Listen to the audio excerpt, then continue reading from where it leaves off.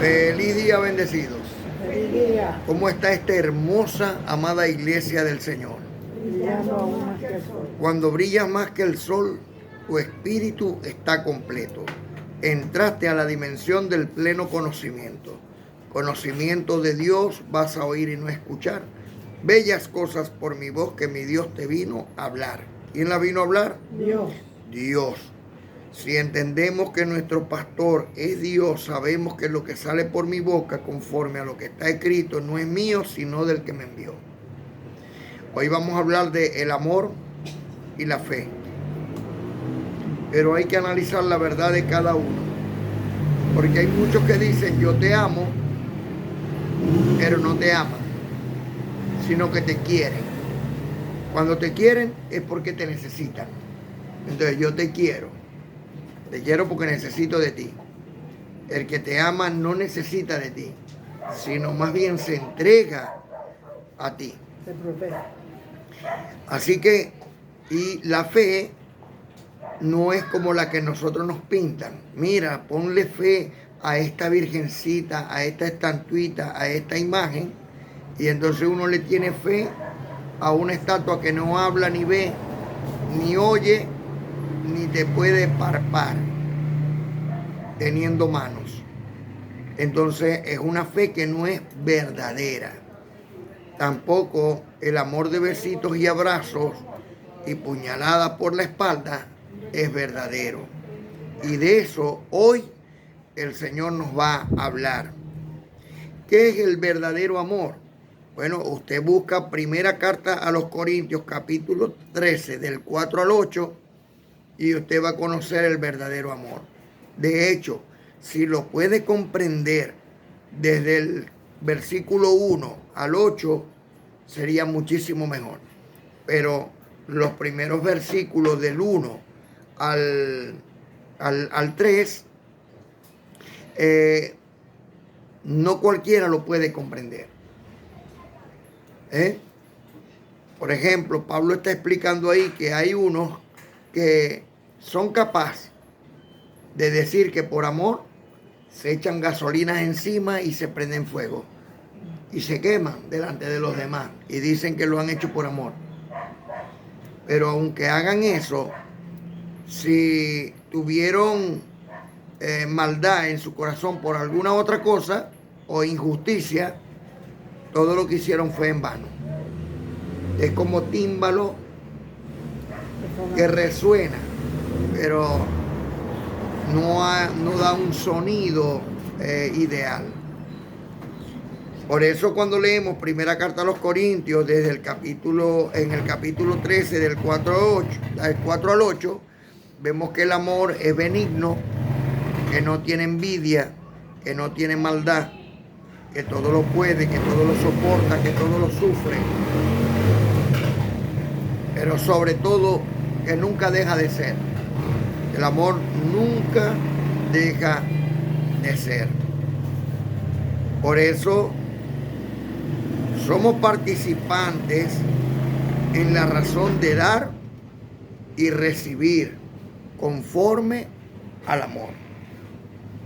El amor es una forma de sembrar.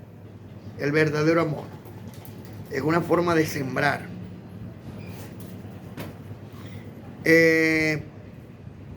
Cuando el amor verdaderamente se entrega y se recibe de la misma manera, es algo que perdura para siempre. Muchos dicen, somos participantes en la razón de dar y recibir conforme al amor. Pero no es así. Lamentablemente, no es así. ¿Por qué? Porque solo el conocimiento nos lleva a la perfección mediante el vínculo perfecto que es el amor. O sea, decir que te amo sin conocimiento es dar besos y abrazos, como lo hizo Judas, que besó al Señor, pero le traicionó. ¿Sí comprendemos? Entonces, solo el conocimiento nos lleva a la perfección mediante el vínculo perfecto que es el amor. Como ya hemos dicho antes, el amor es benigno. No tiene envidia, no tiene maldad, todo lo sufre, todo lo puede, todo lo soporta y sobre todo nunca deja de ser. Pero, ¿qué es en sí la fe? Mire, en Hebreos capítulo 11, en el versículo 1, dice, es pues la fe, la certeza de lo que se espera y la convicción de lo que no se ve. Estar convencido de que a Dios no lo vemos, pero ponemos nuestra esperanza en Él, obedeciendo su palabra, esa es la verdadera fe. Cuando no respetamos, decimos creer en Dios, pero no respetamos lo que Él nos está diciendo, entonces no estamos verdaderamente creyendo o teniendo fe en Él. Por ejemplo, si Dios dejó escrito por su propia mano y en su fe, nosotros lo aceptamos que es así, que Dios tomó y colocó 10 mandamientos y que esos 10 mandamientos nosotros debemos de obedecerlos, pero decimos que no es como está escrito ahí, sino como nosotros decimos, entonces no tenemos verdaderamente fe en lo que Dios nos está diciendo. Y por lo tanto, como estamos tomando nuestra propia concupiscencia, para que los que no entienden o los que no lo han buscado en el diccionario, nuestra propia forma de pensar, entonces estamos desobedeciendo a Dios. Y cuando desobedecemos a Dios, entonces no tenemos fe en Él. Esa es la verdad. De la misma manera, la fe, si no se educa,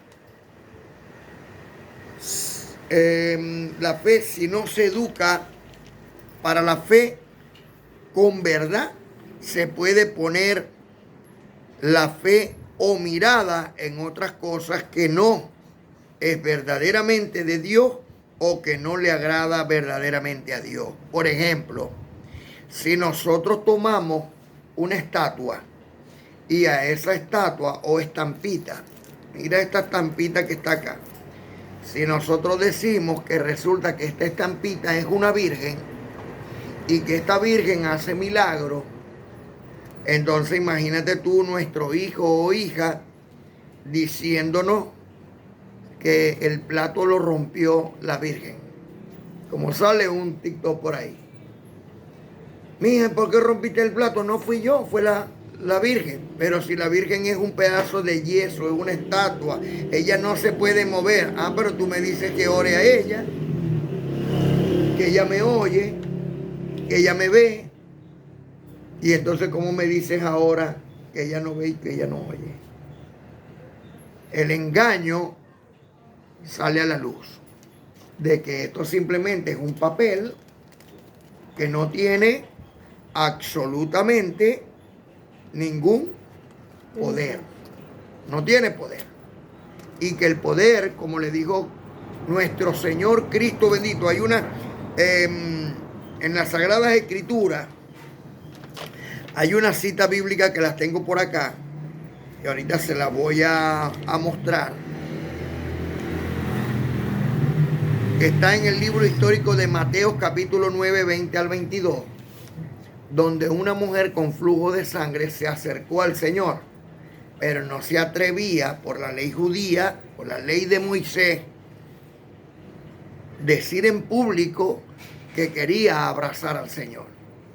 ¿Por qué? Porque como tenía flujo de sangre y según la ley, una mujer que tenga la menstruación o tenga flujo de sangre, si el hombre se sienta donde ella está, se hace impuro como la ley la hace a ella impura. ¿Qué pasa entonces? Esta mujer decía en sí misma, si toco apenas el borde o el bordón, o sea, su cordón, de la tela de su vestido, de un solo hilo, seré sana. Y por su fe, ella tocó ese borde y fue sanada. Pero el Señor le aclaró y le dijo, no fuiste sanada por haber tocado mi vestido, sino por tu fe te ha sanado. Ella creía en eso y eso le aconteció. Igualmente el que tiene la fe en una piedrita, el que tiene la fe, pero esto no lo sana ni la piedrita, ni la estatua, ni la estampita. Lo que lo sana es su fe. Por eso los ministros competentes, sea de la católica, apostólica y romana, sean de la pentecostal, bautista, presbiteriano, sea de donde sea, le van a aclarar a la Grey por dónde tiene que ir encaminada su fe. Que tiene que ir encaminada en el poder y la gloria de Dios que se mantiene dentro de cada uno de vosotros, que en estampitas y estatuitas y rosario que no tienen ningún poder ni gloria delante de los ojos de Dios. Así que la verdad de ambos es que con lógica y razonamiento no se puede llegar a discutir, pues cuando alguien tiene razón en algo con prueba lógica o de razonamiento, no pierde el encuentro. Y si se hace con espíritu de mansedumbre, se puede convertir el oponente al verdadero cristianismo. En el verdadero cristianismo no hay entrada a la fe, a las estatuas, a las imágenes o a ninguna otra cosa creada que no sea el único Dios invisible, inmortal y verdadero. No hay otra entrada, nada de eso. El verdadero cristiano le pone la fe en la palabra de Dios y no en las obras de la carne. Como está escrito en Romanos capítulo 1, 5 y 6. Y por quien recibimos la gracia y el apostolado, este es Cristo y resucitado, para la obediencia a la fe. O sea que la fe hay que obedecerla. Obedecer a la fe. ¿Puedo poner yo la fe en la estatua? En ninguna manera. Yo tengo que obedecer a la fe. Y esto es para todas las naciones por amor de su nombre. En el amor de Cristo nosotros tenemos que tener la fe puesta en Dios. ¿Y dónde está el Espíritu Santo de Dios? Vuestros corazones. Entre los cuales estáis también vosotros llamados a ser de Cristo. La fe hay que obedecerla, pero tenemos que conocer verdaderamente o la verdadera fe y mantenernos en ella arraigados y cimentados, practicando la palabra de fe. La fe es la confesión, tu pensamiento, tu doctrina tiene que llegar a ser tu pasión. Eso es la fe en Cristo, Señor nuestro. Es nuestro todo. Pero ¿será la verdadera fe cristiana la de un católico apostólico y romano? En ninguna manera. ¿Por qué? Porque Cristo jamás dijo que adoraran a María. Jamás dijo que era intermediario entre Dios y los hombres. Jamás llamó a María para que resucitara a Tabita o a ningún otro. Jamás llamó a María para que ella hiciera los milagros que él tenía que hacer. Por eso, en el libro histórico de Hechos, capítulo 4, versículos 11 y 12, dice que el único intermediario entre Dios y los hombres es Cristo. Y Pablo aclara este resucitado. En ninguna manera podemos nosotros adorar imágenes, como está escrito en el libro de Éxodo capítulo 20 del 1 al 5, en el libro de Levítico capítulo 26 versículo 1, en el libro de los Salmos en el capítulo 115 del 1 al 8, y en la carta a los romanos lo explica el amado apóstol Pablo, lo grave que es adorar imágenes, Romanos capítulo 1, 18 al 28. Es Dios quien entrega a tus generaciones hasta la cuarta generación. Es Dios quien la entrega a inmundicia por culpa de tu idolatría. Tú y yo debemos de dejar de adorar imágenes, criaturas creadas por manos de hombre. Claramente habla de no adorar imágenes por orden del mismo Dios Altísimo en sus 10 mandamientos. El primer mandamiento es adorarás al Señor tu Dios sobre todas las cosas. El segundo, no te harás imagen ni ninguna semejanza de lo que está arriba en el cielo, en la tierra, ni debajo de las aguas que están debajo de la tierra para adorarlas. Ahora bien, un católico apostólico y romano sin nacer en Roma obedece lo que aprende en su fe a llegar a Dios por medio de imágenes. A nosotros nos enseñaron así desde el principio. Pero cuando llegó la verdad de Dios nos hizo libre de esas estatuas, imágenes y de esa falsa doctrina. Uno del sistema religioso se hace llamar Pentecostés. Otros presbiterianos, bautistas y otros. Pero lo cierto es que son ramas de la gran ramera. Porque la católica, apostólica y romana es la gran ramera de donde salen todas las ramas de protestantes. Pues otros llegan a Dios a través del sacrificio del pacto antiguo y viejos rudimentos. Y hay otros llamados así testigos de Jehová, sin escudriñar bien las sagradas escrituras. Pues en el pergamino original que escribió Moisés, el de Isaías o el de cualquier otro profeta, en ninguno de ellos aparece la palabra Jehová. ¿Y por qué?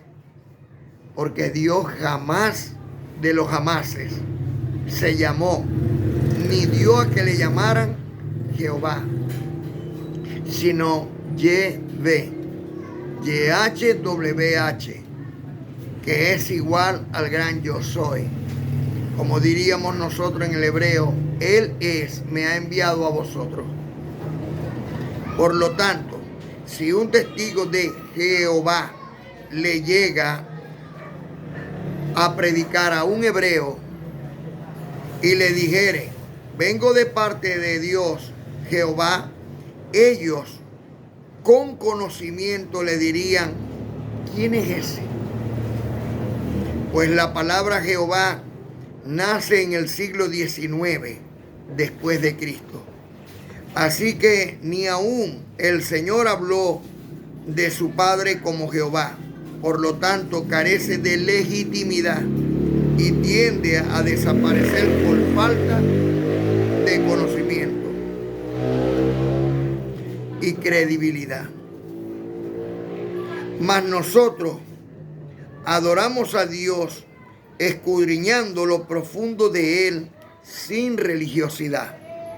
Pues Dios no es una religión ni tampoco esclavitud. Dios es una bendición para el que está en rectitud, sabiendo que es necesario para él, ser humano, alguien sobrenatural, que conduzca nuestras vidas mortales en busca de una porvenir inmortal, viviendo en la esperanza de un reencuentro en los cielos y una mejor vida en la tierra. De eso se trata. Para eso buscamos a Dios, para vivir en la esperanza del reencuentro o de nuestra vuelta a aquel nuestro verdadero hogar, el cual es el cielo. Y para que tengamos aquí en la tierra, como dice, paz a los hombres de buena voluntad. Y sabiendo ahora que sin buscar fuimos hallados del Ser Supremo, como colaboradores de Él, para la mayor bendición del planeta, el conocimiento de Cristo, el resucitado, y su propósito como ejemplo a seguir para un mayor vivir, sin sacrificio, sin religiosidad, sino con conocimiento de la misericordia de Dios, que es Él en nosotros, la esperanza de gloria. Como está escrito en Romanos 10:20, pues como dice la Escritura, fui hallado de los que no me buscaban, me manifesté a los que no preguntaban por mí, como está escrito en Isaías 65:1. Por lo tanto, como también está escrito en Romanos 14:11, vivo yo, dice el Señor, que ante mí se doblará toda rodilla y toda lengua confesará a Dios. Y como está escrito en Romanos 10:1, el amor no hace mal al prójimo, así que el cumplimiento de la ley de Dios es el amor. Recordemos que el amado apóstol Pablo en Colosenses capítulo 3 versículo 14 nos recuerda que sobre todas estas cosas vestidos de amor, que es el vínculo perfecto. Esta mujer que dice en el libro histórico de Mateo 9:20 al 22, y he aquí una mujer enferma de flujo de sangre desde hacía 12 años, se le acercó por detrás y tocó el borde de su manto, porque decía dentro de sí, si tocare solamente su manto, seré salva. Pero el Señor, volviéndose y mirándola, dijo, ten ánimo, hija, tu fe te ha salvado desde aquella hora. No le dijo el haber tocado mi manto, no le dijo mi manto te ha salvado, le dijo tu fe te ha salvado. Como está escrito en Romanos capítulo 5, 1 y 2, justificados pues por la fe tenemos paz para con Dios, por medio de nuestro Señor y Salvador Cristo bendito, por quien también tenemos entrada por la fe a esta gracia, en la cual estamos firmes y nos gloriamos de la esperanza de la gloria de Dios. Como también está escrito en Romanos 9, 30 al 33. ¿Qué pues diremos? Que los gentiles que no iban tras la justicia han alcanzado la justicia, es decir, la justicia que es por fe. Mas Israel, que iba tras una ley de justicia, no la alcanzó. ¿Por qué? Porque iban tras ellas no por fe, sino por obras de la ley. Pues tropezaron con la piedra de tropiezo, y la piedra de tropiezo es Cristo. Como está escrito, he aquí pongo en Sión piedra de tropiezo y roca de caída, y el que creyere en él no será avergonzado. También está escrito en Romanos capítulo 10 del 1 al 4. Hermanos, ciertamente el anhelo de mi corazón, dice el amado apóstol Pablo, y mi oración a Dios por Israel es para salvación, porque yo les doy testimonio de que tienen celo de Dios, pero no conforme a ciencia, porque ignorando la justicia de Dios y procurando establecer la suya propia, no se han sujetado a la justicia de Dios. Porque el fin de la ley es Cristo para justicia a todo aquel que cree. Por eso, como dice Pablo en 1 Corintios 2, 1 al 5, así que hermanos, cuando fui a vosotros para anunciar el testimonio de Dios, no fui con excelencia de palabra o de sabiduría, pues me propuse no saber entre vosotros cosa alguna sino a Cristo, pero a este resucitado. Y estuve entre vosotros con debilidad y mucho temor y temblor. Y ni mi palabra ni mi predicación fue con palabra persuasiva de humana sabiduría, sino con demostración del Espíritu de poder, que es la palabra en Dios, para que vuestra fe no esté fundada en la sabiduría de los hombres, sino en el poder de Dios. Nuestra fe tiene que estar fundada en el poder de Dios. ¿Y cuál es el poder de Dios? La palabra. La palabra. La palabra. Por eso no hablamos de juicio eterno, de males ni de desgracia, pues ya no existe el infierno, estamos creyendo en gracia. Cuando le hablo de gracia a la iglesia del sistema, estoy cayendo en desgracia, no quieren saber del tema. Me dicen falso profeta o hijo de Satanás. Con su iglesia no me meta, no quieren ver la verdad. ya que por años enteros enseñaron sin saber, por no quedar de embusteros, no quieren reconocer que entre la gracia y la ley hay una gran diferencia. La letra mata y condena, la gracia limpia conciencia. Oye, vive en armonía, mi Cristo murió por ti, ya te libró del pecado, eso lo hizo Dios por mí y por ti De la misma manera. de la misma manera. Por eso, queridos hermanos, tenemos que conocer la verdad del amor y la verdad de la fe, para que no sigamos siendo hipócritas como hemos sido hasta ahora, porque hemos dado besos y abrazos, pero como Judas, porque nuestra carne siempre nos echa la burra para el monte. ¿Ves? Hemos dicho tenemos fe, pero verdaderamente que no confiamos en Dios. Por eso, confío en el Señor y doy gracias a Dios por todo. Por el poder que Dios me ha conferido como un ministro competente de un nuevo pacto, establecido sobre mejores promesas, yo, Miguel, príncipe de Dios, los declaro sanos de toda enfermedad. Los declaro prosperados con toda prosperidad. Recibo que los presento delante del Señor, mi Dios, como una virgen pura, santa, inmaculada a Cristo, Señor nuestro. Y recibo para la gloria de Dios que el Espíritu Santo de Dios, que está en cada uno de vosotros, es una llama flamante de luz que alumbra todas las naciones. Por lo cual hoy clamo, Abba Padre, y doy gracias a Dios por su amor y por su don inefable. Doy gracias a Dios por su existencia, su presencia y por su manifestación. Le doy gracias al Dios de la gloria y Padre de misericordia por mis padres ancestrales Abraham, Isaac e Israel, benditos de Dios. Doy gracias al Dios de la gloria por los profetas originales, desde Abraham hasta Juan el Bautista, el último de los profetas, según el libro histórico de Mateo capítulo 11, versículo 11. Porque los profetas y la ley llegaron hasta Juan el Bautista. También doy gracias a Dios por mi Señor Cristo bendito que entregó su vida por mí. Doy gracias al Dios de la gloria por los apóstoles, los originales, los únicos y verdaderos, esos 14 apóstoles del Señor. Hermano, pero no eran 12, eran 12. Judas partió con el Señor y llegó Matías. Luego llegó el amado apóstol Pablo, para la gloria del Dios Todopoderoso. Así que son 14 apóstoles. Esos 14 apóstoles originales, doy gracias a Dios por ellos, porque hasta el día de hoy dan el buen testimonio de la verdad de Dios. Doy gracias a Dios por Noé, por Job y por Daniel. ¿Por qué? Porque la humildad de Noé,